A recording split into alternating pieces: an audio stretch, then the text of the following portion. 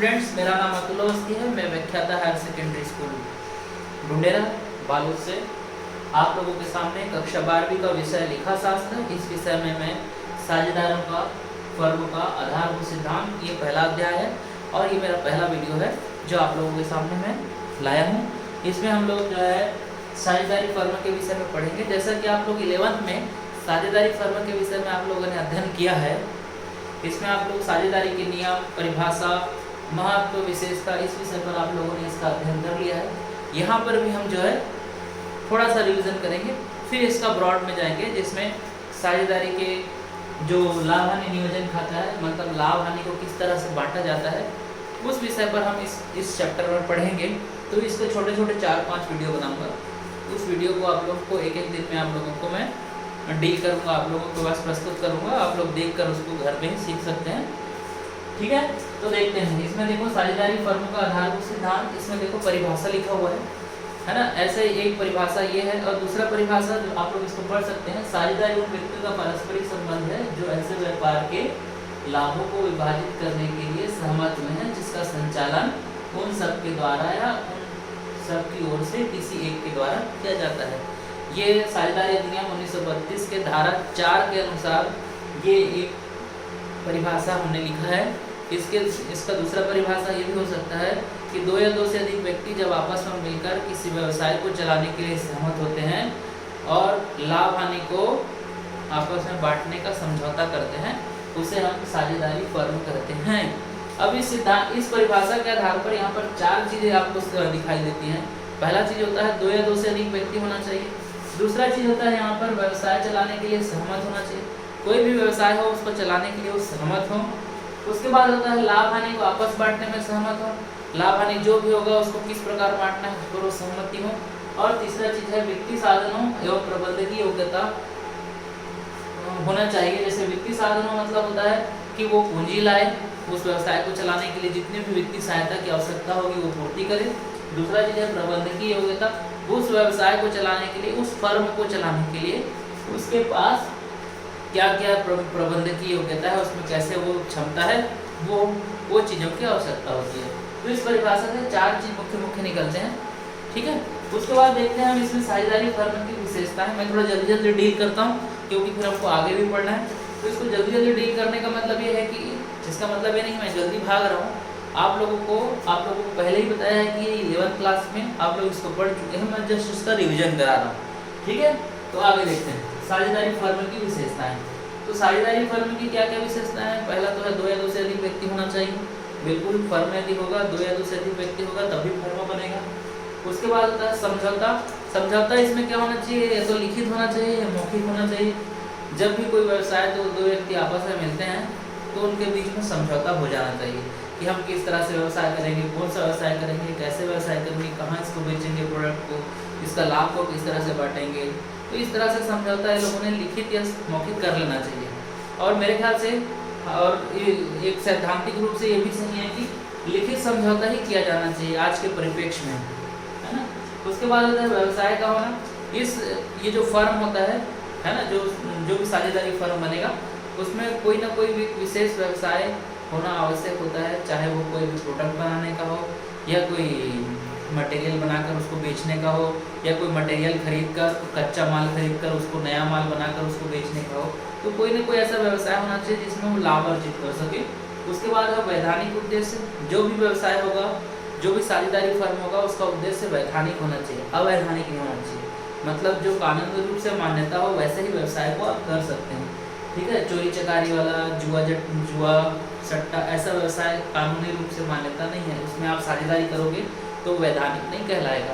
उसके बाद आता है लाभ कमाना। कोई भी व्यवसाय आज व्यापारी व्यवसाय करेगा तो उसका मुख्य उद्देश्य लाभ कमाना होगा, तो इसका भी उद्देश्य लाभ कमाना होता है इसका साझेदारी फर्म का।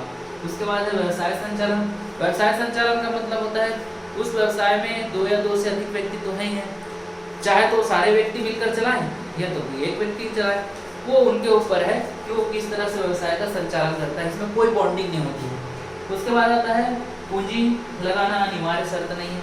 जब भी कोई 2 या 2 से अधिक व्यवसाय आती है तो हमको ऐसा लगता है कि सभी व्यवसाय जो भी साझेदार आए तो वो पूंजी लेकर आए, लेकिन ऐसा नहीं है। कभी कभी क्या होता है, कोई साझेदार पूंजी लेकर नहीं आता है, फिर भी हम उसको साझेदार बना लेते हैं। क्यों बनाते हैं? क्योंकि उस व्यक्ति में कुछ ना कुछ अलग गुण होता है। जैसे एक कोई साझेदार आया, उसके पास परामर्श देने की अच्छी क्षमता है, वो मेरे व्यवसाय के लिए अच्छे अच्छे परामर्श देता है, तो मैं उसको बिना पैसा दिए उसको या उससे बिना पैसा लिए उसको मैं अपने फर्म का साझेदार बना लेता हूँ और मेरे लाभ में से उसको कुछ दे देता हूँ। दूसरा होता है कुशलता। कुशलता का मतलब क्या होता है? उसके अंदर कुछ ऐसी कुशलता होगी जो व्यवसाय को अच्छे से सुचारू ढंग से स्मूथली चला सके। तो ऐसे व्यक्ति को मैं बोलूँगा कि भाई तुम मेरा साझेदार बन जाओ, मैं तुमसे कोई पैसा नहीं लूँगा, तुमको पूंजी लाने की आवश्यकता नहीं है, बस मेरे ये जो काम होंगे मेरे व्यवसाय के फर्म में जो भी चीज़ें होंगी उसको आपको कुशलता से ठीक करना है। ठीक है, तो ये हो गया आपका पूंजी लगाना अनिवार्य नहीं होता है। उसके बाद अनुबंध की क्षमता। अनुबंध की क्षमता मतलब होता है उस व्यवसाय को, उस फर्म को, साझेदारी फर्म को चलाने के लिए क्या होना चाहिए? आपके पास एक वयस्क व्यक्ति होना चाहिए जो मानसिक रूप से सही हो और दिवालिया ना हो। ठीक है, उसका सदस्यता की पात्रता में होता है केवल व्यक्तियों का समूह होना चाहिए, 2 या 2 से अधिक व्यक्ति होना चाहिए, ना कि व्यक्ति का समूह आकर बोले, कोई व्यक्ति का समूह है या संघ है आकर बोले। जैसे आप लोग जानते हैं व्यक्ति का समूह मतलब हो गया साझेदारी। जैसे आपके आसपास में महिला स्व सहायता समूह है, ऐसे समूह आकर बोले कि आपके हमारे व्यवसाय में, वो आकर क्या बनता है, हमारे व्यवसाय में आकर बोलेगा कि हम साझेदार बनना चाहते हैं, तो ये नहीं चलेगा। उसके बाद आता है आपका सदस्य एजेंट के रूप में। जो भी सदस्य होगा उस साझेदार होगा, वो एक एजेंट के रूप में कार्य करेगा। उस व्यवसाय, उस फर्म में जो भी काम होगा वो जो है एक एजेंट के रूप में काम करेगा, मतलब वो एक एजेंट कहलाएगा उस व्यवसाय के सभी कार्य। उसके बाद है लाभों को बांटना। लाभों का बांटना मतलब क्या होता है? जो भी लाभ होता है उसको किस अनुपात में बांटना है, कैसे बांटना है। तो लाभ को बराबर वो लोग जो है बांटेंगे, बराबर नहीं मतलब वो लोग बांटेंगे।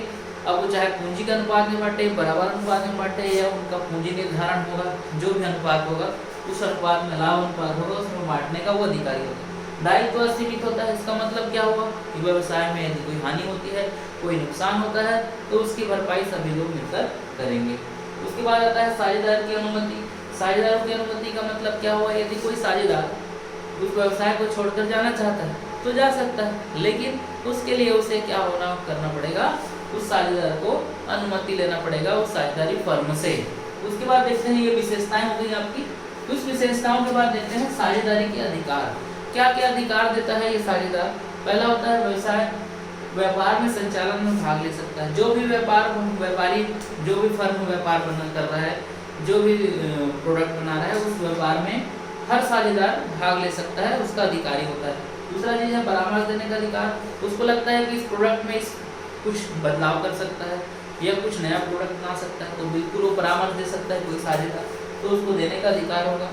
अब खाता बही, यदि कोई बिल्कुल व्यवसाय है तो खाता बही होगा ही, तो उस व्यवसाय के खाता बही को, उस फर्म के खाता बही को देखने का अधिकारी हर साझेदार होता है, उसका अधिकारी होता है। उसके बाद लाभ बांटने का, जो भी व्यवसाय में जो भी लाभ होगा उस लाभ को आपस में बांटने का अधिकारी होगा, वो आपस में बांटेंगे उसको। ऋण पर ब्याज प्राप्त करने का अधिकार। इसका मतलब ये होता है कभी कभी क्या होता है, पूंजी के अतिरिक्त व्यवसाय में कभी कभी बीच में पैसे की आवश्यकता पड़ जाती है, तो उस पैसे को उन साझेदार ही जो है उस पैसे को लेकर आते हैं। तो लेकर आते हैं तो क्या होता है, पैसे को लेकर आते हैं तो वो एक ऋण का काम करता है, मतलब एक ऋण के रूप में लाता है उस व्यवसाय में। तो उसके बदले जब कोई ऋण लेता है तो क्या देना पड़ता है? ब्याज देना पड़ता है। तो व्यवसाय जो है फर्म उसको ब्याज देती है। तो ब्याज देती है, यदि उस ब्याज में उस प्रश्न में लिखा हो या उस विलेख में लिखा हो कि इतने प्रतिशत ब्याज देना है, तो उतने प्रतिशत ब्याज देना पड़ेगा। यदि उसमें कहीं नहीं लिखा है तो ये मानेंगे कि उसको 6% वार्षिक ब्याज प्राप्त करने का अधिकार होगा। जो भी उस व्यवसाय में, जो भी साझेदार उस व्यवसाय में पूंजी लेकर आएगा, पूंजी के अतिरिक्त राशि लेके आएगा, तो उसको ब्याज मिलेगा। उसके बाद होता है अपने विवेक के अनुसार कार्य। कुछ ऐसा लगता है कि कोई कार्य अपने विवेक के अनुसार करना चाहिए, जैसे कुछ फर्म में कुछ ऐसा लग रहा है कि कुछ परेशानी आ रही है, कोई दिक्कत आ रही है, तो वो अपने विवेक का उपयोग करके उस पर अपना काम कर सकता है।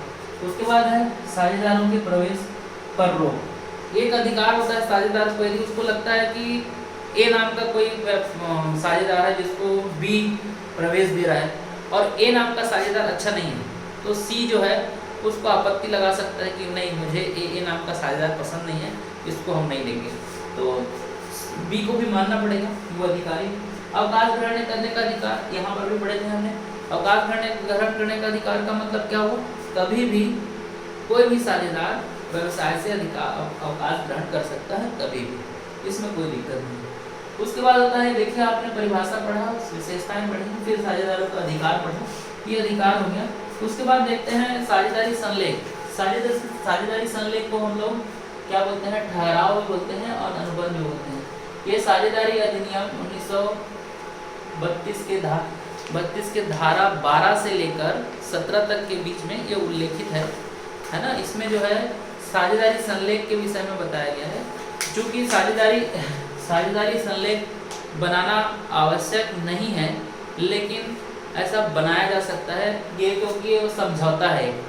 इस समझौता को आप लिखित समझौता है, यदि आप लिखित समझौता करना चाहो तो कर सकते हो, यदि नहीं करना चाहते हो, मौखिक समझौता में काम करना चाहते हो व्यवसाय में, तो कर सकते हो, कोई दिक्कत नहीं है। लेकिन कभी कभी जब आपसी लड़ाई होती है, मनमुटाव आता है, तब आप कानूनी रूप से आप कुछ प्रूफ नहीं कर पाएंगे जब आप मौखिक समझौता कर रहेंगे।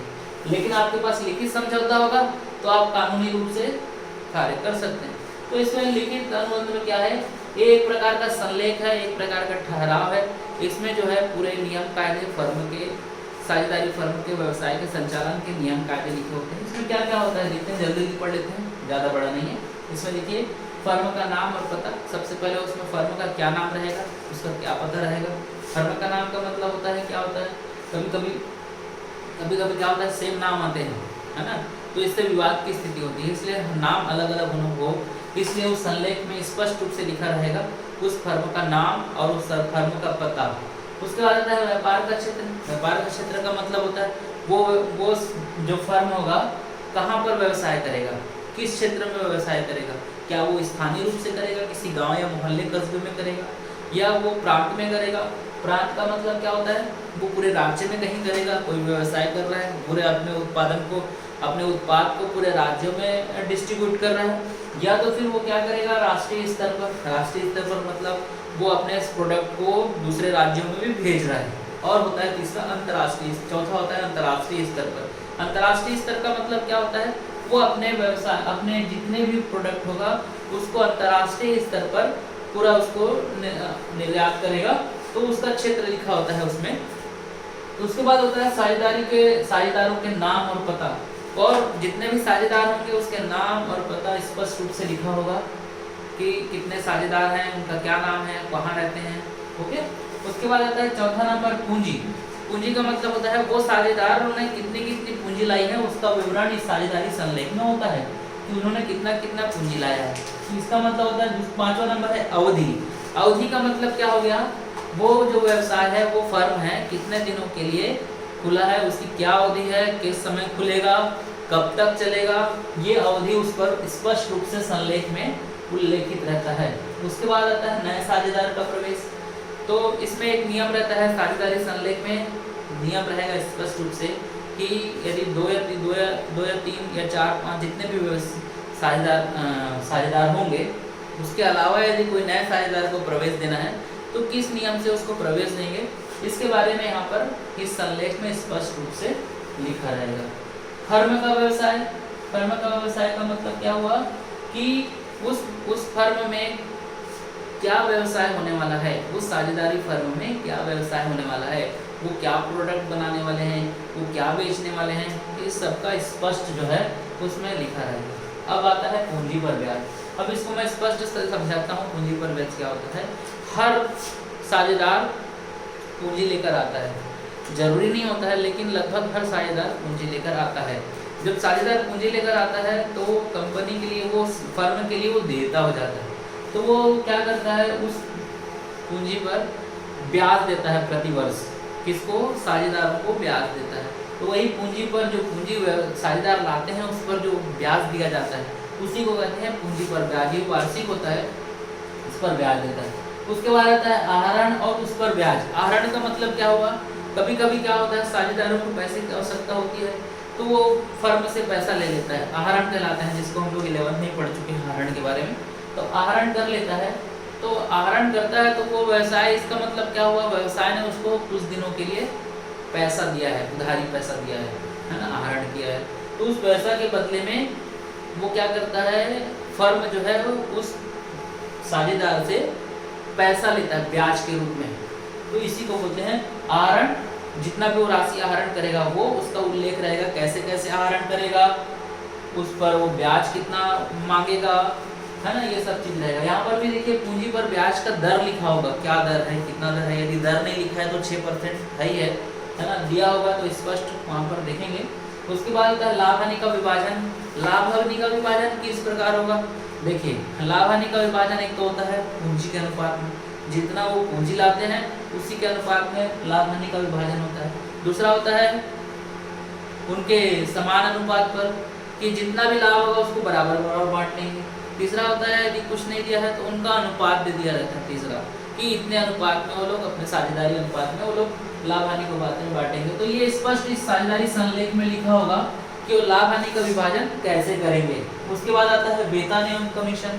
क्या होता है, साझेदार जब होता है, साझेदार पूंजी तो लाता है, लेकिन कभी कभी क्या करता है, उस व्यवसाय में, उस फर्म में कुछ एक्स्ट्रा काम करता है।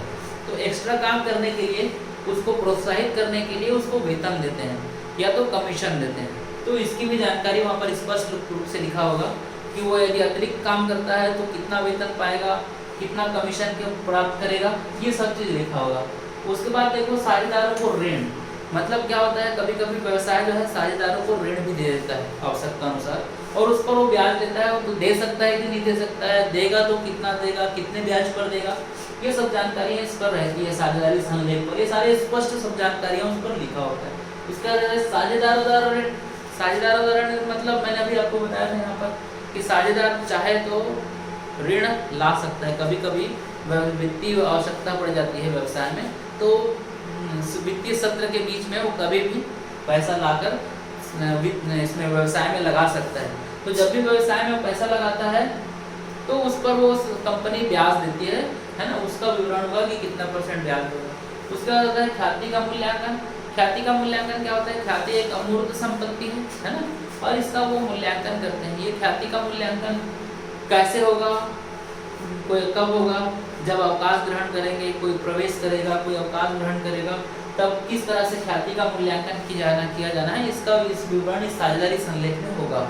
ख्याति के विषय में आगे वाला चैप्टर जो हम पढ़ेंगे तो उसमें ख्याति के विषय में पूरा पढ़ेंगे, तभी मैं ज़्यादा बता नहीं रहा हूँ। ख्याति एक अमूर्त संपत्ति है। ख्याति जो है किसी कंपनी को आगे ऊपर बढ़ाने का एक वो होता है, संपत्ति होती है।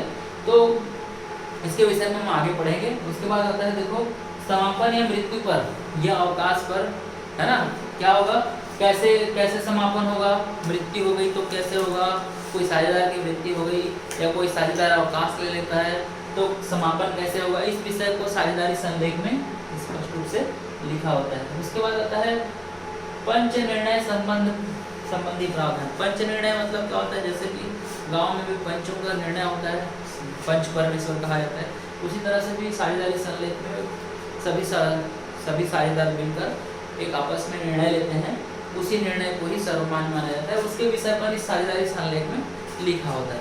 ये तो हो गया आपका, क्या हो गया, साझेदारी संलेख हो गया, है ना। तो हमने अभी यहाँ पर क्या क्या पढ़ा, यहाँ पर हमने पढ़ा परिभाषा पढ़ा, विशेष